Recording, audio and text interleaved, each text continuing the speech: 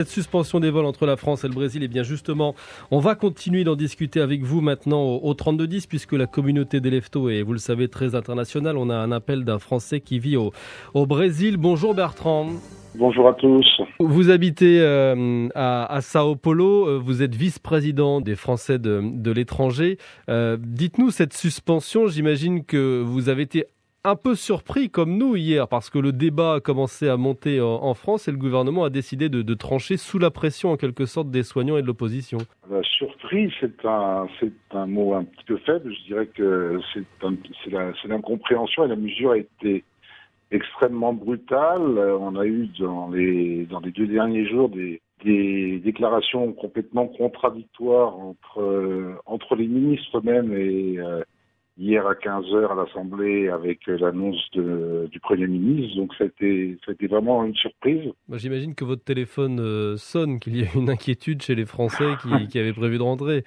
Tout à fait. Il y a une inquiétude avec les Français qui avaient prévu de rentrer. Il y a une inquiétude avec certains compatriotes qui peuvent avoir des problèmes de santé ou qui ont besoin de voyager en France pour ramener des médicaments pour leurs enfants. Je dirais, on a des situations effectivement extrêmement diverses et plus ou moins compliquées. Donc je pense que effectivement mon téléphone n'a pas arrêté de sonner, mais je pense que les services consulaires doivent être très occupés. Bon, pour autant, c'est vrai que cette décision fait suite à un débat qui était en train d'enfler dans notre pays. C'est vrai que la suspension des vols avec le Brésil peut paraître presque logique d'un point de vue extérieur quand on voit à quel point la pandémie est hors de contrôle dans le pays où vous vivez, 4000 morts par jour en ce moment.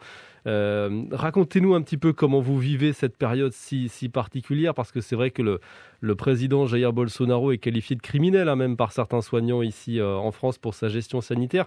Vous, à Sao Paulo, il y a des restrictions. C'est fédéral, c'est ça au Brésil. Donc chaque État gère un petit peu comme il veut. Alors écoutez, je pense qu'il faut rappeler déjà que le Brésil est un pays continental qui comprend 220 millions d'habitants, donc c'est absolument énorme.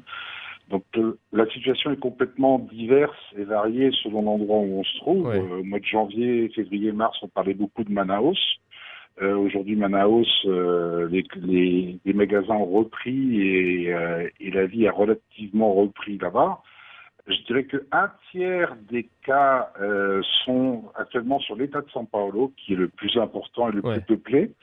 On a eu hier 3808 morts en 24 heures. Contrairement à ce qui a été dit hier, il n'y a pas de soudaine aggravation de la situation. On est plutôt sur un plateau très très haut avec pour ce qui est de São Paulo, des hôpitaux qui sont débordés. On a dans certains hôpitaux des manques de médicaments pour la sédation, donc ce qui posait problème pour intuber les gens. Et c'est surtout une souche, le P1, qui est différente dans le sens où elle touche beaucoup les jeunes. Il faut savoir que 48% aujourd'hui des lits de réa sont occupés par des jeunes. C'est quand même une population qui jusqu'à présent avait été épargnée. Bon, on entend en tout cas votre inquiétude. On imagine que ça ne doit pas être très simple de vivre en ce moment cette période au Brésil. Merci Bertrand d'avoir témoigné ce matin sur RTL au 3210 depuis Sao Paulo, vous le Français de l'étranger. Bon courage à vous. Merci pour votre appel ce matin au 3210 sur RTL au moment où la France donc suspend ses vols avec votre pays, le Brésil.